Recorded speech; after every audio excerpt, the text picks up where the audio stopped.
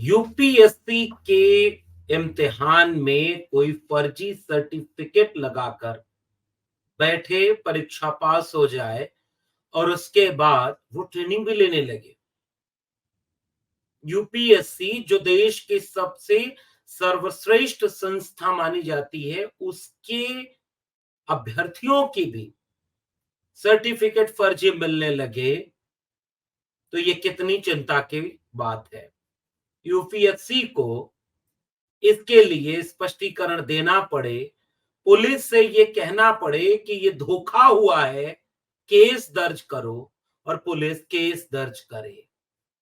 जो ट्रेनिंग कर रहा है अधिकारी आईएएस के, उसके ऊपर अब यूपीएससी के कहने पर मुकदमा हो रहा है।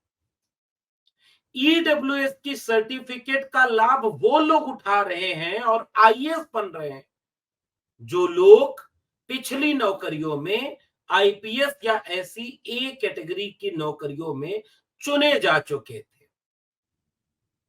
कई सोशल मीडिया पोस्ट पर खुलेआम अब ये सबूत के साथ बातें आ रही हैं, जिसकी पुष्टि सीधे हम नहीं करते, इसकी पुष्टि तो यूपीएससी को करनी चाहिए कि अगर सोशल मीडिया पर लोग सैकड़ों की संख्या में पड़ताल करके बता रहे हैं कि अमुक की डिग्री फर्जी, अमुक की सर्टिफिकेट फर्जी, अमुक का ईडब्ल्यूएस कैटेगरी का लाभ लेना फर्जी, अमुक का कैटेगरी में चेंज हो जाना कैसे संदेह पैदा करता है। यूपीएससी जैसी संस्था पर इतना गहरा सवाल पूरे देश की सरकार के तंत्र के ऊपर एक गहरा सवाल खड़ा करता है। आज की वीडियो में इसकी पड़ताल करेंगे। स्वागत है आप सबका 4 पीएम न्यूज नेटवर्क पर और मैं हूं डॉक्टर लक्ष्मण यादव। तो सबसे पहले सूचना के तौर पर एक बात सामने आई कि यूपीएससी के चेयरमैन ने मनोज सोनी, जिनका नाम है, अपना कार्यकाल पूरा होने के 5 साल पहले ही अपनी नौकरी से इस्तीफा दे दिया। उनका कार्यकाल 2029 तक का था और मनोज सोनी अब इस्तीफा यूपीएससी के चेयरमैन के पद से दे देते हैं। नरेंद्र मोदी के बड़े करीबी माने जाते हैं। 2017 में एक सदस्य के रूप में यूपीएससी के आयोग से जुड़े थे, संघ लोक सेवा आयोग से जुड़े। 16 मई 2023 को उनको अध्यक्ष पद की जिम्मेदारी दी, जिसका कार्यकाल 6 साल होता है। द हिंदू में एक खबर छपी है और सूत्रों के हवाले से यह बताया गया कि उन्होंने लगभग 1 महीने पहले इस्तीफा दे दिया था, लेकिन अभी इस बात को लेकर स्पष्टता नहीं है कि इनका इस्तीफा स्वीकार होगा या नहीं। मीडिया में छपी खबरों के मुताबिक उन्होंने व्यक्तिगत कारणों से इस्तीफा दिया और इसका यूपीएससी उम्मीदवारों द्वारा फर्जी प्रमाण पत्र लेकर नौकरी लेने, नौकरी करने से उपजे विवाद से कोई रिश्ता नहीं है।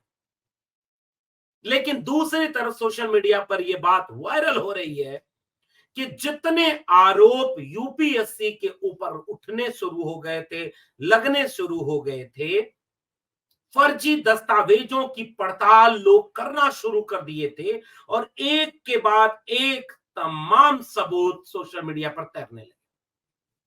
और उसके बाद पूजा खंडेलकर का एक किस्सा आया, जिसके बारे में भी मैं डिटेल में बताऊंगा, और जिसका नाम लेकर के संघ लोक सेवा आयोग ने मुकदमा करने की पैरवी की।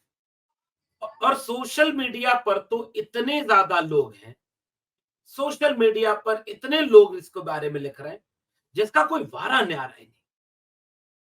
इसलिए इसका सीधा रिश्ता यूपीएससी के स्कैम से जुड़ता है। 2005 में वो गुजरात के मुख्यमंत्री रहते हुए नरेंद्र मोदी के बहुत करीबियों में गिने जाने लगे और 5 में बड़ोदरा में प्रसिद्ध एमएस विश्वविद्यालय के कुलपति थे। और पता है कुलपति होने के समय उनकी उम्र कितनी थी? मात्र 40 साल। और ये बात मैं अलग से क्यों कह रहा हूं? मैं विश्वविद्यालयों से जुड़ा रहा हूं, दिल्ली विश्वविद्यालय में 14 साल लगभग पढ़ाया है मैंने।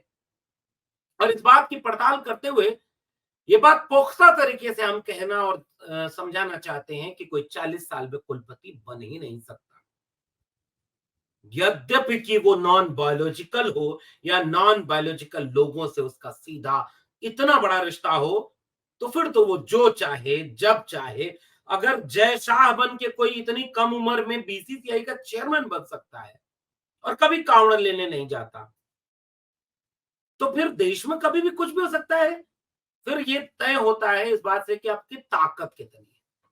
तो कुलपति बन गए मात्र 40 साल की उम्र में आदरणीय मदन सोनी जी, नरेंद्र मोदी जी के सबसे खास बनाए गए माने जाते हैं।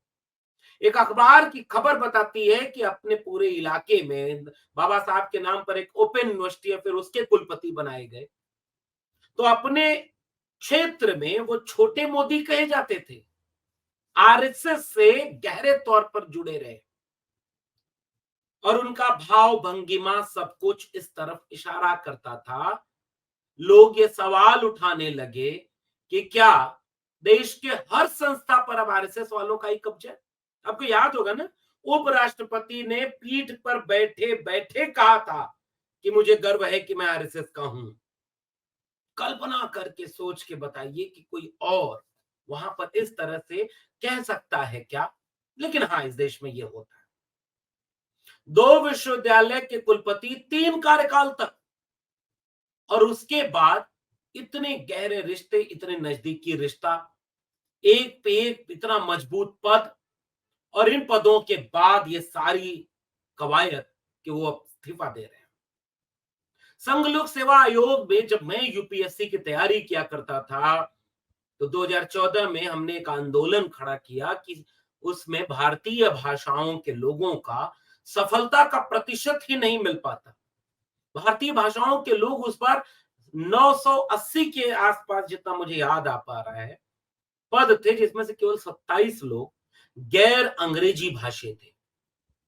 यूपीएससी कैसे बायस करता है, यूपीएससी कैसे भाषा के नाम पर भेदभाव करता है, और उसके लिए हमने ढेर सारे प्रमाण जुटाए थे कि मूल प्रश्न पत्र अंग्रेजी में बनता है और उसका हिंदी अनुवाद इतना घटिया होता है कि वो भेदभाव पैदा करता है। मॉडल आंसर अंग्रेजी में बनता है जिसका अनुवाद दिया जाता है लोगों को चेक करने के लिए। इंटरव्यू का प्रभाव अंग्रेजी वाला है। जैसे उस समय एक विवाद बना था कि स्टील प्लांट अंग्रेजी प्रश्न पत्र में लिखा था और उसका हिंदी अनुवाद लोहे का पौधा कर दिया गया था। वॉच डॉग का हिंदी अनुवाद कुकुर दृष्टि कर दिया गया था, और ऐसे बहुत सारे सबूत मिले थे। और संघ लोक सेवा आयोग पर तमाम तरह के सवाल उठाए जाते रहे। बाद के दिनों में यह भी सवाल उठता रहा कि संघ लोक सेवा आयोग का इंटरव्यू क्या जाति और धर्म के नाम पर उतना तटस्थ और निष्पक्ष होता है क्या, जितना हम उम्मीद करते हैं। लेकिन इस पर कभी खुलकर बात होती नहीं। पिछले दिनों एक ट्रेनी आईएएस थी, पूजा खेडकर। इसका जब विवाद सामने आया तो फिर से पूरी यूपीएससी पर चर्चा होने लगी। इसके पहले कई बार इसके घोटालों और घपलों पर सोशल मीडिया में चर्चा होती रही कि जो वेटिंग लिस्ट बना दी जाती है और रिजर्व कैटेगरी के लोग जो वेटिंग लिस्ट में डाल दिए जाते हैं, वो लिस्ट क्लियर होती है या नहीं होती है, लेकिन बाद में उसकी सूची गायब हो जाती है। पता ही नहीं चल पाता कि कितने आरक्षण के कोटे के तहत लोग एससी एसटी ओबीसी के लोग आईएएस बने, क्योंकि इसका सबूत ही नहीं इस तरह से दिया जाता। इस तरह के कई संगीन सवाल यूपीएससी पर उठते रहे। लेकिन इस बार क्या हुआ कि पूजा खेडकर नाम की एक ट्रेनी आईएएस, और उसकी जब गाड़ी 4 छल्ले वाली वायरल हुई, उसका अंदाज वायरल हुआ, तो फर्जीवाड़ा सामने आ गया और यूपीएससी ने जांच करवाई और पता चला कि बड़े पैमाने पर पूजा खेडकर ने फर्जीवाड़ा और जालसाजी की। यूपीएससी की जांच रिपोर्ट कहती है कि पूजा खेडकर ने न केवल अपना नाम बदला, बल्कि अपने पिता और माता का भी नाम बदला। इतना ही नहीं, उसने अपनी तस्वीर, अपना सिग्नेचर, अपना ईमेल आईडी, अपना मोबाइल नंबर, एड्रेस, सब कुछ बार बार और कई बार बदलकर यूपीएससी की परीक्षा दी। उसको निर्धारित अटेम्प्ट से ज्यादा अटेम्प्ट भी मिला इस फायदे में, इस घपले और घोटाले के चलते उसने ज्यादा अटेम्प्ट दिए, और उसके बाद समय सीमा से ज्यादा परीक्षा का लाभ उठाया। सिविल सेवा परीक्षा 2022 में अनंतिम रूप से अनुशंसित उम्मीदवार पूजा मनोरमा दिलीप खेडकर के दुर्व्यवहार की विस्तृत और गहन जांच की गई। पता चला कि इतने घोटाले उसने किए। आपराधिक मुकदमे चलाने की बात उसमें तब की गई और इसमें मुकदमा दर्ज कर लिया गया है। उनकी मां मनोरमा और पिता दिलीप खेडकर भी चर्चा में। उसका एक वीडियो आया जिसमें कथित तौर पर एक किसान को बंदूक दिखाकर धमकाती नजर आई। मनोरमा ने पुणे के मुलशी में धड़वली गांव में 25 एकड़ जमीन खरीदी थी और कुछ अन्य जमीनों पर कब्जा करने की कोशिश कर रही। यानी पिता से लेकर के पूजा खेड़कर के विवाद जब सामने आए तब इसकी जांच शुरू होने लगी और उसके बाद केस मुकदमा करना पड़ गया। कल्पना करिए 2021 में Puja Khedkar civil service exam non creamy layer OBC और PWD persons with benchmark disability category के तहत दिया और बाद में पता चला कि ये सर्टिफिकेट ही जाली हैं। खुद को नॉन क्रीमी लेयर का कैंडिडेट बताया था, वहीं उसके पिता ने अपने चुनावी हलफनामे में 40 करोड़ रुपए की संपत्ति बताई थी।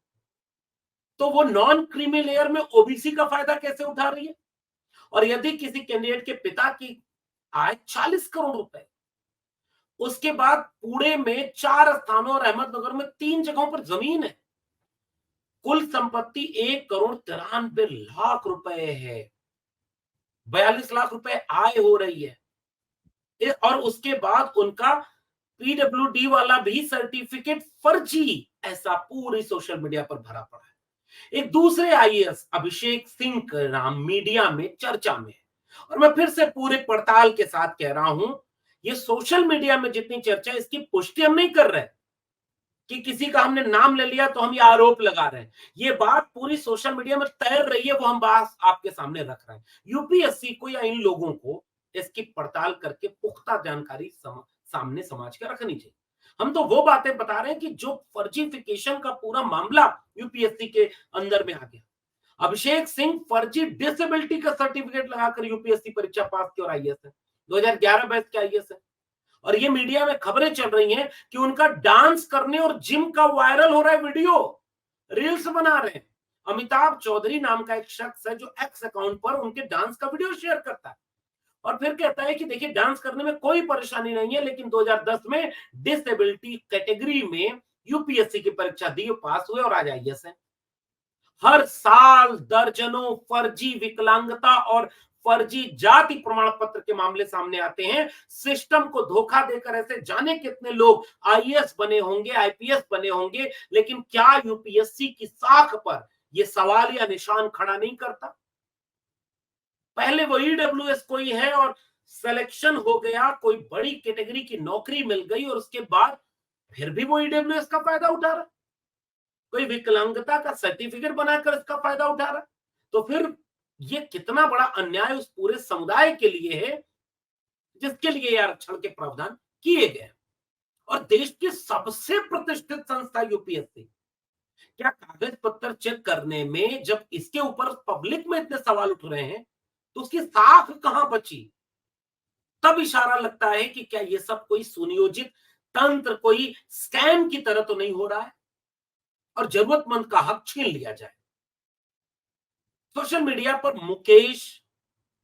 मुकेश का पूरा एक इंस्टाग्राम से लेकर ट्विटर पर अकाउंट है और मुकेश ने इस तरह की कई पड़ताल की है। मुकेश कई पड़ताल करते हुए जाने कितने ईडब्ल्यूएस लोगों को मुकेश मोहन ने एक एक करके नाम और फोटो दे करके यह बताया कि कैसे कैसे क्या क्या हो रहा है। इसका जवाब यूपीएससी को देना चाहिए या इन लोगों को देना चाहिए। जितनी पड़ताल मुकेश मोहन ने की है, खुरपेंच नामक एक आईडी ने की है, वो पब्लिक डोमेन में तैर रही है। जैसे दुर्गा प्रसाद अधिकारी हैं, 2011-21 में 205वीं रैंक के साथ आईपीएस बने यूआर कैटेगरी में, फिर ईडब्ल्यूएस का सर्टिफिकेट बनवाया और 22 में 162वें रैंक पे आईएएस बन गए। विश्वजीत पांडा का नाम आया जिसमें 2016 में एनआईटी राउरकेला से बीटेक की, लिंडा इंडिया लिमिटेड में नौकरी की, पिताजी सरकारी मास्टर हैं, भाई 2015 के बैच के आईआरएस हैं, ईडब्ल्यू सर्टिफिकेट बनवाया और 343 रैंक के साथ यूपीएससी में 2023 में नौकरी पाई। आयुषी जैन 2020 में 50वीं रैंक के साथ आईपीएस बनी, नौकरी ज्वाइन नहीं की, फिर ईडब्ल्यूएस का सर्टिफिकेट बनाकर 2022 में आईएएस हो गई। रवि कुमार सिहाग का नाम इस पूरे खोज में आया। 2018 में 337वीं रैंक, आईआरटीएस ज्वाइनिंग मिली। 19 में 317वीं रैंक, आईडीएस मिला। फिर 2 साल सर तैयारी की और 21 में 18वीं रैंक हासिल की और ईडब्ल्यूएस कैटेगरी लगानी पड़ी। विजयवर्धन सीएससी 2018 में 104वीं रैंक से आईपीएस, फिर ईडब्ल्यूएस सर्टिफिकेट लगाया, 288वीं रैंक आईएएस बन गए।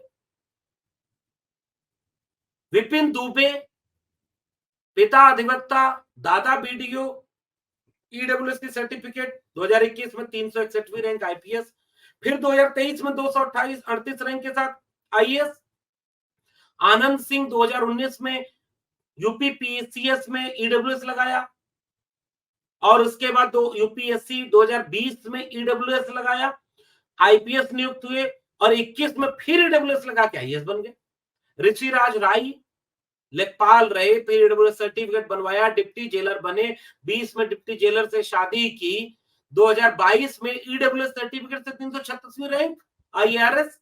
निमिष त्रिपाठी, पिता फॉरेस्ट गार्ड, यूपीएससी में 2020 में 622वीं रैंक, आईसीएएस में सिलेक्शन, जो ग्रुप ए की नौकरी मानी जाती है।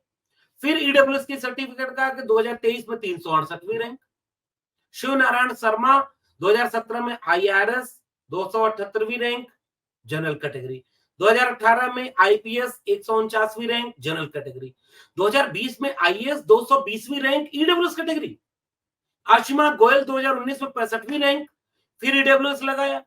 इनकम टैक्स डिपार्टमेंट ने वेरीफाई किया कि ईडब्ल्यूएस फर्जी है, ये मीडिया में बाकायदे आ रही। 21 में 320वीं रैंक से आईएएस बन गए।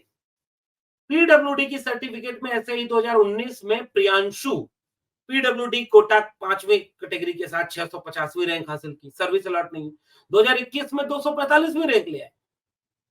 ऑर्थोपेडिकल हैंडीकैप से 2019 में प्रफुल्ल देसाई का नाम आया हैंडीकैप, ऑर्थोपेडिकल हैंडीकैप में। फिर उसके बाद अमोल 8वें का नाम आया और उसके बाद इस तरह के कई नाम पीडब्ल्यूडी, ईडब्ल्यूएस और ओबीसी सर्टिफिकेट में जालसाजी के साथ सामने आ रहे हैं। मैं फिर से कह रहा हूं, ये सोशल मीडिया पर खबरें तैर रही हैं। इन नामों की पुष्टि हम नहीं करते, हमें नहीं पता कि इसकी पेचीदगी क्या है, इसकी तकनीकी पहलू क्या है, लेकिन हम ये जरूर कहते हैं कि अगर यूपीएससी जैसी संस्था के ऊपर संदेह अगर पब्लिक डोमेन में आ गया तो यूपीएससी को केवल पूजा खेड़कर के मामले में जांच करके एफआईआर दर्ज करने से मामला ठंडा नहीं होगा, या मनोज सोनी इस्तीफा दे देंगे तो बात खत्म नहीं हो जाएगी। अगर मनोज मोहन खुरपेट जैसे सोशल मीडिया अकाउंट एक एक पड़ताल करके पब्लिक डोमेन में कई दिन से रख रहे हैं और अभी तक किसी ने उन पर आपत्ति नहीं की, जाने कितनों की सर्टिफिकेट फर्जी, जाने कितनों के कोटा फर्जी, जाने कितनों के पूरे मामले फर्जी हैं, दुरुपयोग कर रहे हैं। और सबसे ज्यादा दुरुपयोग ईडब्ल्यूएस सर्टिफिकेट का हो रहा है। सो कॉल्ड मेरिटधारी लोग ये कर रहे हैं, सो कॉल्ड मेरिटोरियस। और कहां कर रहे हैं? यूपीएससी जैसी संस्था में। इससे बड़ा एग्जाम कंडक्ट कौन कराएगा? नीट का पेपर लीक हो जाए समझ में आता है, हालांकि ये भी कैसे समझ में आएगा, लेकिन यूपीएससी, फिर देश में बचा क्या? क्या यूपीएससी इन बातों का जवाब नहीं देना चाहिए? क्या यूपीएससी को इस तरह के तमाम नाम जो पब्लिक डोमेन में आ रहे हैं, इसकी फिर से जांच कमेटी बिठाकर एक एक चीज का जांच नहीं कराना चाहिए? क्या उन दोषियों पर कार्रवाई नहीं होनी चाहिए जो लोग इसमें शामिल थे, जिनकी लापरवाही या साजिश के तहत ऐसा हो रहा है? और क्या ठीक ईडब्ल्यूएस पर फिर से बहस नहीं होनी चाहिए? जो लोग कल तक ये कहते रहे कि आरक्षण का लाभ कौन ले रहा है, तो जरा ईडब्ल्यूएस कोटे वाला आरक्षण का लाभ बताओ कौन ले रहा है। और फिर से मैं जाते जाते एक बात कह दूं, प्रोफेसर की पोस्ट पर ईडब्ल्यूएस रिजर्वेशन कैसे लागू हो सकता है? कभी सोचिएगा, आपको एक होमवर्क देकर जा रहा हूं। प्रोफेसर की पोस्ट पर वही अप्लाई कर सकता है, लगभग सैलरी 2.5 लाख 3 लाख के आसपास होती है प्रोफेसर की, तो अप्लाई वही करेगा जो एसोसिएट प्रोफेसर होगा। और एसोसिएट प्रोफेसर की सैलरी 1.5 से 2 लाख, 2.25 लाख, और जो 2.25 लाख या औसत मान लो 2 लाख रुपए, यानी 24 लाख रुपए एक साल में कमा रहा है वो प्रोफेसर में ईडब्ल्यूएस पर कैसे नौकरी पाएगा? क्योंकि ईडब्ल्यूएस कोटा की शर्त है कि 8 लाख के नीचे गरीब होना चाहिए, गरीब समण होना चाहिए। Basically what is this? क्या है ये? इसको जरा सोचिएगा, विचार करिएगा। अगर आपको चुटकुलों वाली नफरत से मौका मिल जाए तो, अगर आपको जाति के नाम पर एससी, एसटी, ओबीसी को मिलने वाले आरक्षण के लिए चुटकुले आपने भी सुने होंगे और आप भी मानते हैं कि इसमें कुछ गड़बड़ है, तो ईडब्ल्यूएस पर आपने ये आंकड़े सुने या नहीं सुने, तब मैं मानूंगा कि आप कितने जागरूक नागरिक हैं। अन्यथा आप भी उतना ही देख रहे हैं जितना आपके मतलब का है। सोच कर बताइएगा नीचे कमेंट बॉक्स में। फिर मिलेंगे किसी और विशेषण के साथ। तब तक के लिए बहुत बहुत धन्यवाद।